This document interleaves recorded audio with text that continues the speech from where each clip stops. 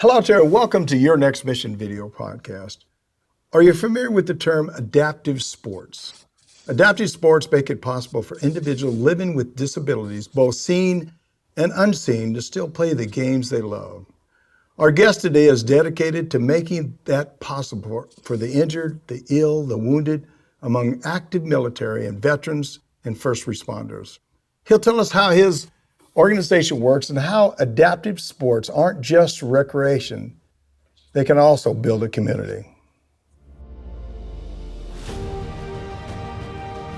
Welcome to Your Next Mission video podcast, where we tell the stories of those who have served in the past and those who are serving today. From transition to financial wellness, VA benefits to mental health, we cover issues facing veterans, active military, and their families. Now here's your host, the 12th Sergeant Major of the Army and co-founder of the American Freedom Foundation, Jack L. Tilley.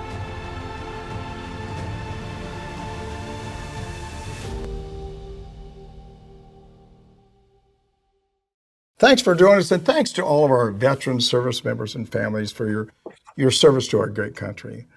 Now, before we get started, I personally want to thank our presenting sponsors, Navy Federal Credit Union, whose members are the mission, and Purdue Global, where you can start your comeback, and USAA, whose mission is taking care of the military community and their families always. With additional sponsorship from Blue Cross Blue Shield FEP Dental and Blue Cross Blue Shield FEP Vision. Together, they make your next mission happen. They love our veterans and families. I say it every week. We love them too. Today, we're going to talk about adaptive sports and how they can be therapy for the injured, ill, and wounded among the military, veterans, first responders, and communities. And I'm excited to introduce the founder of Hyperformance Foundation, Steve Luppino. Steve, welcome to the show. Thanks so much for having me, Sergeant Major. Hey, no sweat. And you look mighty adaptive there today. I guess you're really sort of excited about being on the show. I appreciate that. Hey, before we get started, though, how about telling the audience just a little bit about yourself?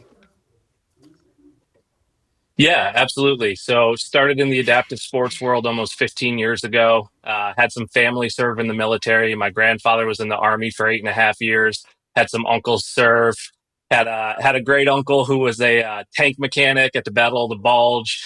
And so have some strong military ties in the family.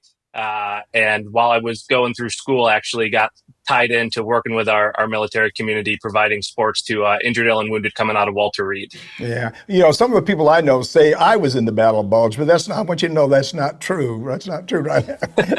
hey, what is the goal for high performance and what did you want, what did you want it to be, I guess? Yeah, so we really started after having so many years in the adaptive sports space. We really saw a lot of the gaps that were forming in the system.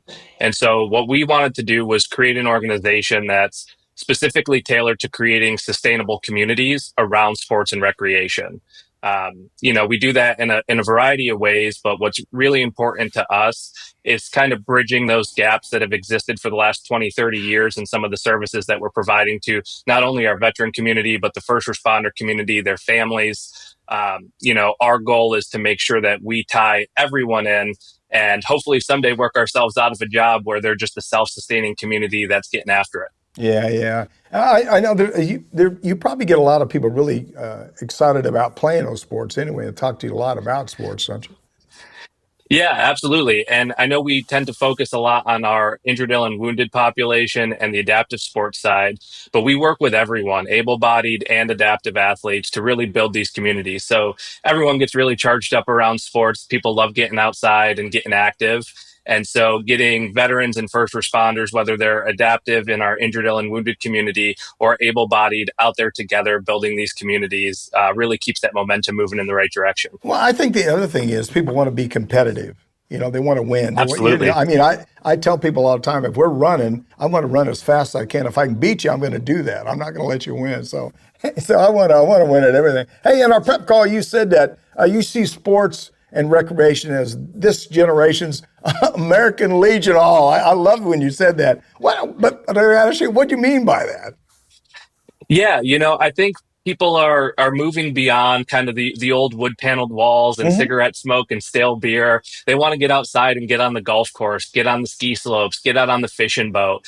And so what we're seeing, especially and bridging back generations now, we have Vietnam vets coming out alongside some of our more recent veterans post 9/11 and getting on the fishing boat and getting active. And that's where we're really seeing these communities build up and make those lifelong bonds. Yeah. I tell you what, you hit it right on the head a minute ago. I remember, I'm not going to say where I went, but I went somewhere that they was having a veterans get together or something like that. And they was all smoking and doing stuff. And I said, yeah, I wanted to participate, but I don't smoke. And so I just left. You know, I didn't want to embarrass anybody, but it was sort of tough. I mean, you probably get a lot of people just don't want to get around smoke, I guess, huh? Yeah, I mean, I think getting outside and getting into the fresh air is healing in and of itself. And so, you know, I think the Legion's great. I think the VFWs are great. I think they've served a great purpose over the years and continue to do so. But I think this is really where the direction's heading is how do we continue to allow our populations to engage in a way that's going to set them up for success both physically and mentally down the road. Yeah. Is there an average age of people that jump in there with you that go into these adaptive sports, or it's just like 18 to 76 or something? Go ahead. It's across the board. I mean, we have a great skier and golfer that works with us who's a double amputee from Vietnam. He's lived more of his life without his legs than he has with them. And not only does he get out and get after it still, I mean, he was a competitive boxer at one point, but he's also paying it forward and giving back. He's coming back and helping instruct at some of our clinics as well. So I'll give you a great, for instance, we had a group of our families of the fallen that also are dealing with a child with a disability out to Park City. And we're doing a great ski event. And we had a group of veterans and first responders that are also ski instructors come out and work with these folks. And Dave was one of them. And so Dave came out, and I mean, he's from the Vietnam era, and he's working alongside guys from post 9/11 who are also amputees to give back to this community of family of the fallen that also have kids with disabilities. So it was pretty incredible. Yeah, I'll tell you something. I went through a lot of eras. I went through the Vietnam era, Iraq. I mean, so I've been through a lot of them. But I'll tell you, there's not much difference. Veterans are veterans and stuff, and the same issues that you had 20, 30 years ago are the same issues that veterans deal with right now. And it's really a good thing because you can talk the same language. Technology may be a little bit different, but the issues are the same. Well, and that's why we include our first responder community in our programming. You know, we're not pigeonholed to just post 9/11 veterans. We're not pigeonholed to just veterans in general. There is that shared language and that shared camaraderie of being of service and giving to your country, whether at home or abroad.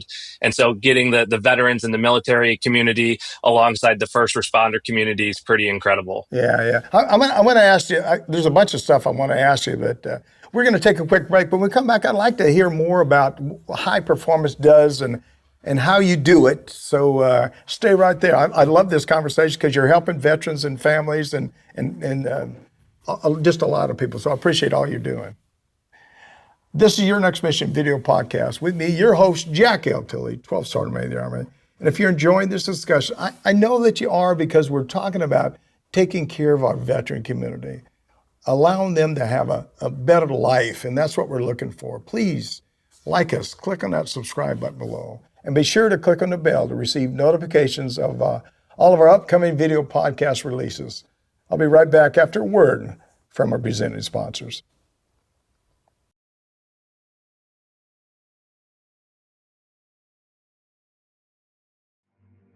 You're watching Your Next Mission video podcast, proudly presented by Navy Federal Credit Union, the most trusted credit union owned by members of the military community, serving all branches of the armed forces and their families. Learn more at NavyFederal.org. Their members are the mission. Purdue Global. You're ready for a comeback, and with Purdue Global, you can do more than take classes. You can take charge of your story, of your career, of your life. Earn a degree you can be proud of and get an education employers respect. Start your comeback at purdueglobal.edu. And USAA. A promise is a trust not to be broken, whether spoken with an oath or sealed with a pinky. And after 100 years, we're still taking care of the military community and their families. That's our mission, always. Now back to your host, the 12th Sergeant Major of the Army, Jack L. Tilley.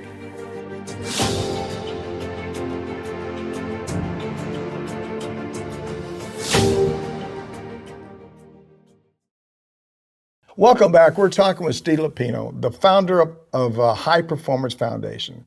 Before we get back to our discussion, I want to let you know about a way to support the work we're doing on behalf of our veterans and families here at the American Freedom Foundation. If you have a used vehicle you're planning on getting rid of, or some property you don't have any plans for, you can donate it. Visit our website at americanfreedomfoundation.org/donate and click on that vehicle donation button or that home donation button to support the work we're doing. We really would appreciate your support.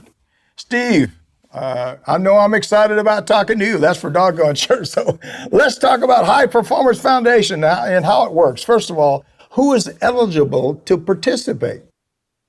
Yeah, I know we just touched on it a little bit, but what we have is a programming for our military, veterans, first responders, their families, and the families of the fallen. So it's really a pretty broad range of folks that are eligible for our programs. It's not related to a specific combat. It's not related to anything in particular other than you volunteered to serve your country at home or abroad, or the families that served alongside. Do you get a lot of families that participate? We do. I know I mentioned our families of the fallen, especially those with kids with disabilities. That's really a pretty unique set of folks. And we have a ton of families that come out every summer, winter for our various programs that we offer to them, and a ton of family members that participate alongside our folks as well. Yeah. What sports do you offer anyway? So we offer over 30 different activities throughout our programming. And this can be anything from recreational sports that you can take home and do with your friends and the kiddos, like pickleball, all the way up to elite competitive sports like para bobsled and para skeleton, where we have some of our veterans paving the way for a new winter Paralympic sport. They're out competing on the World Cup circuit over in Europe all winter long, and really making inroads to advance the world of adaptive sports in the competitive realm. Yeah, let me tell you something. I was a pretty bad racquetball player in my younger days, and I have not played pickleball, but I think I need to try that. And the other thing, I could probably participate here with you. I have a lot of golf. I think golf would be a lot of fun, but the guys I play... yeah, we'd love to get you out. Well, but the guys I play with cheat on their scorecard. I never win. I don't understand this thing. I think that's the thing with golf is it's a gentleman's game, and sometimes you don't have gentlemen that are filling out the scorecards. So true, so true. Hey, do you have any doctors that work with you? You have doctors with you? I'm sure you do. Yeah, so we have a doctor of occupational therapy who oversees a lot of our veteran programming, especially as it relates to the clinical side. So she really focuses on that medical background, going through peer-reviewed studies so we can more accurately assess the impacts that we're making across all of our programs, whether that be quality of life improvements, improvements of activities of daily living for our injured, ill, and wounded population, but really trying to assess what's going to be the best setup for our folks, right? We want them to be active. We want them to be engaged, love what they're doing, but ultimately we want to make sure that we're keeping that momentum moving towards success, not that we're breaking down their body any further. Yeah, I'm sure you get a lot of feedback from those veterans and family members about, you're not doing this, you should be doing this. But do you get a lot of feedback from the people that participate? I mean, honestly, a lot of the feedback is we want more, is which is a great problem to have. It's we're really blessed in the programs that we do. I think they're really captivating for folks because we're focused on finding what you love and giving you opportunities to continue to engage with what you love. So it's not about, hey, you have to go do this activity or that activity. I say it all the time. It's not about a once in a lifetime opportunity. It's about a lifetime of opportunities. And so how do we find what you love and continue to provide that lifetime of opportunity to engage in that activity? Well, I think a lot of people that play kind of, they just want to fit in. They want to be a team player. They want to get engaged. I was joking a little bit about winning, but they want to compete. They want to compete with other people, whether or not they're, the slowest or the fastest, but they just want to compete. It makes them feel better, I think. Yeah, absolutely. I mean, competition is one of the greatest avenues to kind of reinstilling that sense of purpose. right? You have that mission set of training, workup, going into competition. And honestly, for some of our veterans, it's incredibly healing to put the flag of the United States back on their sleeve again and go represent their country on the world stage. It's really it's profound. I've had the opportunity to be in the stands when one of our Paralympians brought home the gold medal from Paris last summer. We've had para bobsledders take home the World Cup title, and for them to wear the United States uniform again and go out and represent their country, it really is transformative. Oh wow! How many gold medals have you? The guys that I gotta ask, how many gold medals have you guys won? We have one Paralympic gold medal, one para archery world championship silver under our belt with some of our guys. Like I said, the World Cup title a couple years back with one of our para bobsledders. And a lot of folks with some pretty lofty goals looking down the road for future competitions. Yeah. Hey, I got to ask, who are your instructors, and how many people, are really participating in the programs that you offer? Yeah, so we have a great mix. We have a lot of great community partners. Like I said, we didn't set out to reinvent the wheel. There's, in the world of adaptive sports specifically, there's a ton of great organizations out there doing the work. We're just here to kind of fill the gaps and build those communities and create that sustainable ecosystem. So we have great partners across the country that have adaptive sports facilities, whether it's at the National Ability Center out in Park City, Utah, places in Florida, Maine, California. We're all over the place, working with a lot of great organizations. Have a ton of phenomenal volunteers, like I alluded to earlier, that are vets, first responders themselves, that have kind of come through our life cycle and gone, okay, hey, I can do this activity independently. How do I plug in and give back? And sometimes they choose to compete, sometimes they choose to coach. And for those that coach, we have a ton of great coaches that come back and really provide back into the community, which is amazing. You know something, while you're talking, all the time I'm talking, I can see how motivated you are with what you're doing. I mean, they need a guy like you out there running the show, so they're helping a lot of people out. That's it. God bless you for what you're doing. Hey, we need to take a quick break. When we come back, I want to talk about the future of your organization and how people can sign up if they're interested. And so I know you're not going to go to it. Stay right there. I'll be right back. Here's a word from one more of the organizations to help make this show possible.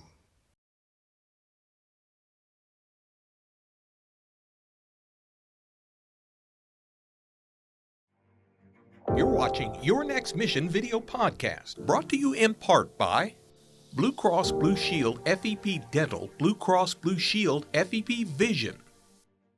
Part of transitioning out is that dental and vision insurance breaks off from your medical insurance. Vision and dental is very important to be able to enjoy your retirement. Blue Cross Blue Shield makes the transition so much easier. Now back to your host, the 12th Sergeant Major of the Army, Jack L. Tilley.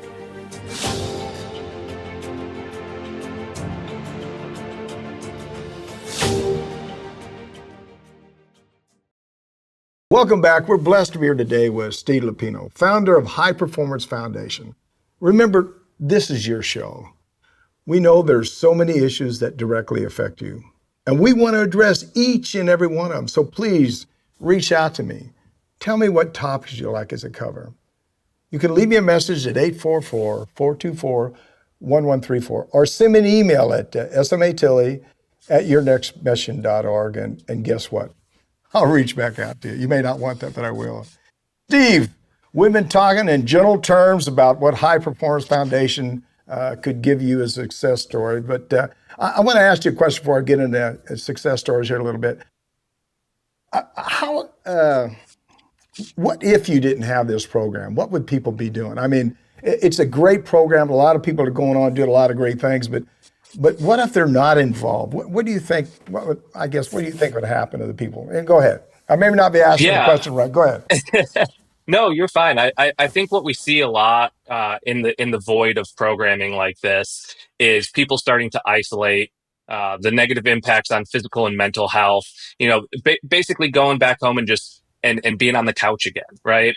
And one of the things I'm always so passionate about in what we do is it really is about building a community, not the event-based model that we've been doing for the last 20, 30, 40 years. I've seen it firsthand. Guys get all charged up, sign up for one of these once in a lifetime events and have this pinnacle moment only to go right back home, right back to isolating, right back to sitting on the couch. And that's the cycle we want to break. That's why we started our foundation.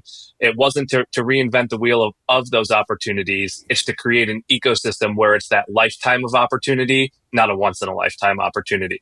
Yeah. I don't know if I told you this. I have a son that's has disabilities, and we take him bowling, and he goes fishing sometimes, and does a lot of stuff.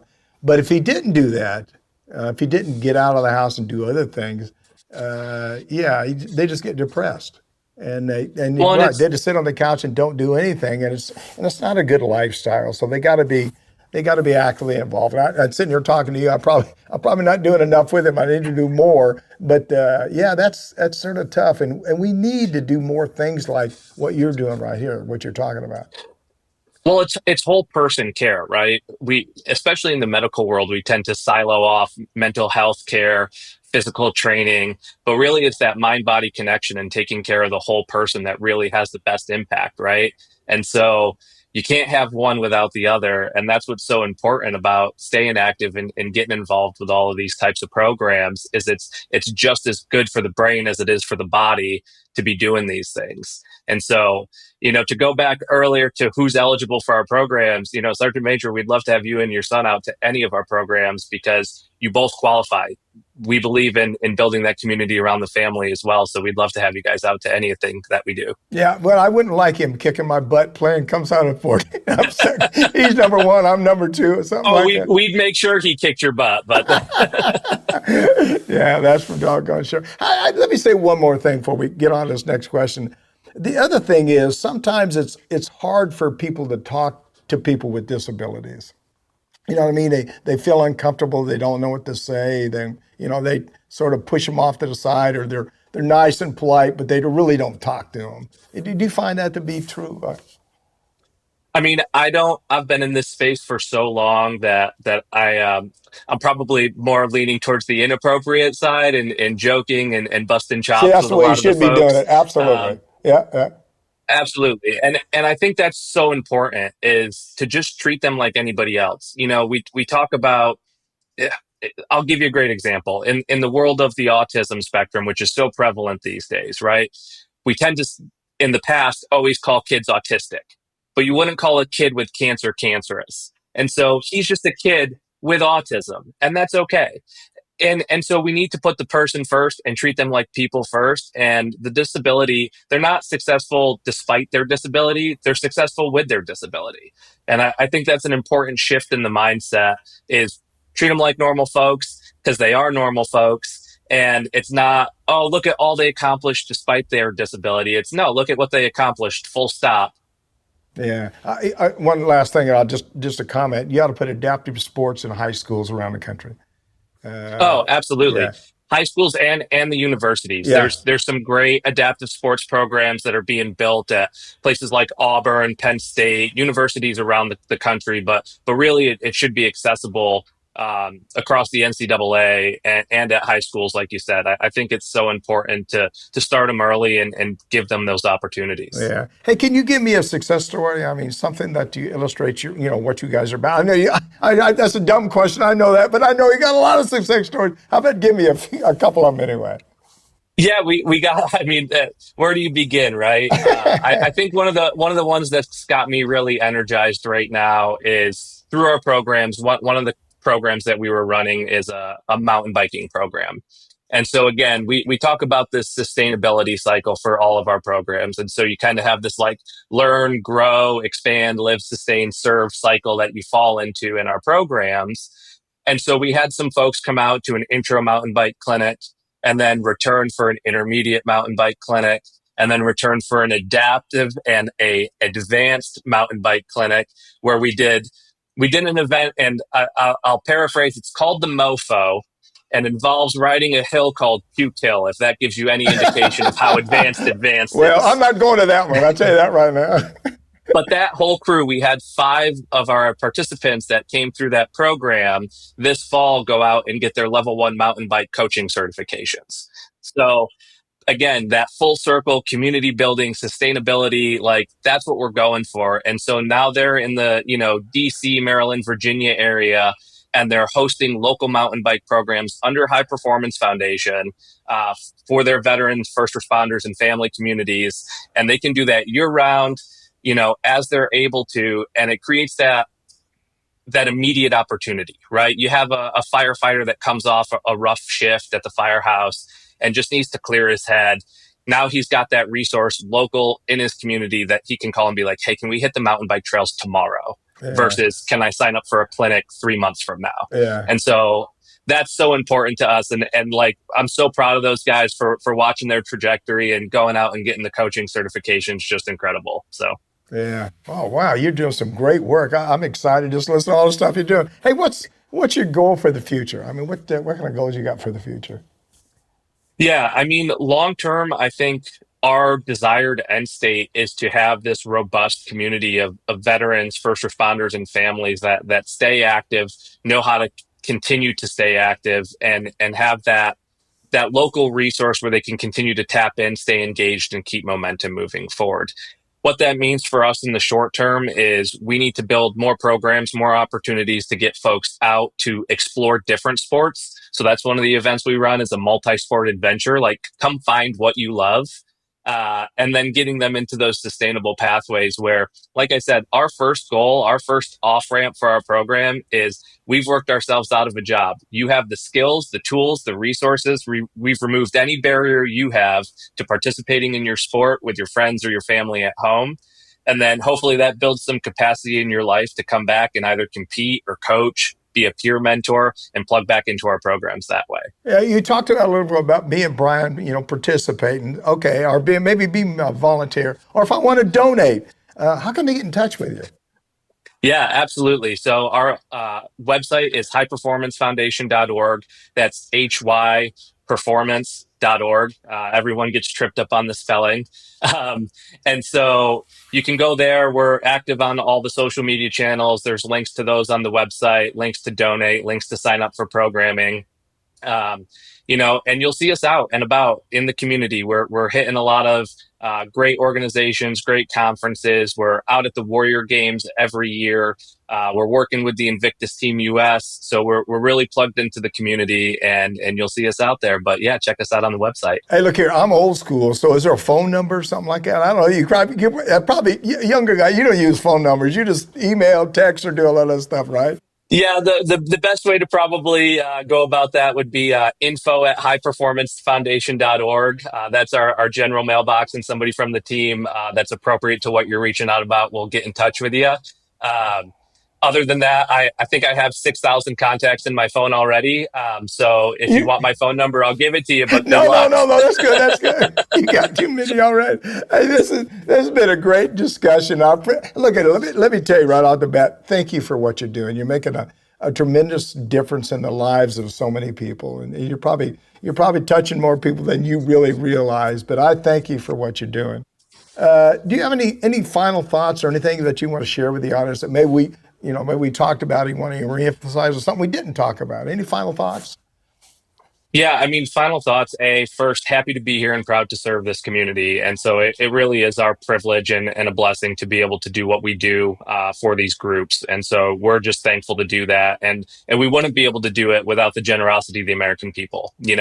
We talk a lot about where to donate and about that sort of aspect of the fundraising side of things, but we're just so grateful that we get to represent the American people and their generosity, because they care about our warfighters, our first responders. They care about these communities, and they show that through supporting organizations like ours. And so we're grateful to represent them and say thank you for your service and appreciate you guys. Yeah, well, God certainly selected you to be the right person at the right time in this life right here. So keep up the good work. I appreciate what you're doing. And thanks again for just coming on the show. You're a great person, motivated, and doing some great work.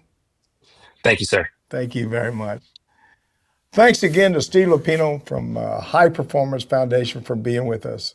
I'm Jack L. Tilley, 12th Sergeant Major of the Army, and you've been enjoying Your Next Mission video podcast, and thank you for joining us. Log on our website at yournextmission.org, While you're there, you can visit our nonprofit and corporate partners who have jobs and services available that can assist you in your transition from the military. And check out our job board in partnership with Recruit Military and Upline, where you can create your own personal profile that will match you with just the right job real time. You can follow me on all my personal social media pages, Facebook, X, Instagram, YouTube, LinkedIn, and Rumble, like that one. And if you like what we're doing here on Your Next Mission, please click on that subscribe button below. And don't forget to click on the bell to receive notifications of all of our upcoming video podcasts. Remember, we want to hear from you. Please leave me a message at 844-424-1134 or send me an email at SMA Tilley at yournextmission.org. Thanks again to Steve for joining us. And golly, what am I going to say? Adaptive sports, getting out there, helping people, doing the right thing, helping people that maybe not as fortunate maybe as you are. And maybe people don't know anything about it, but get out there and learn about it. And if you could donate.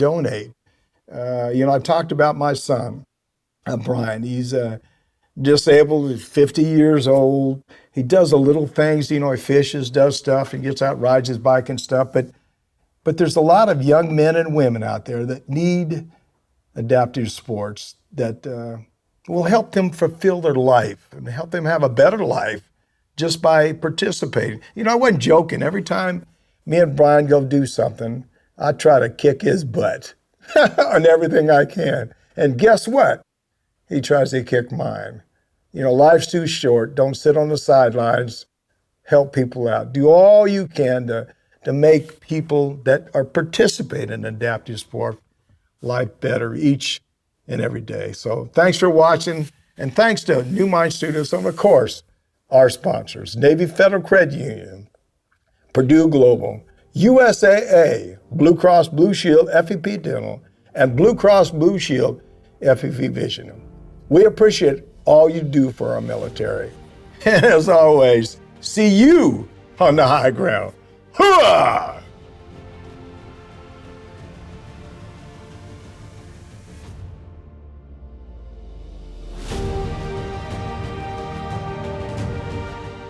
You've been listening to Your Next Mission, brought to you by the American Freedom Foundation. Learn more by visiting yournextmission.org.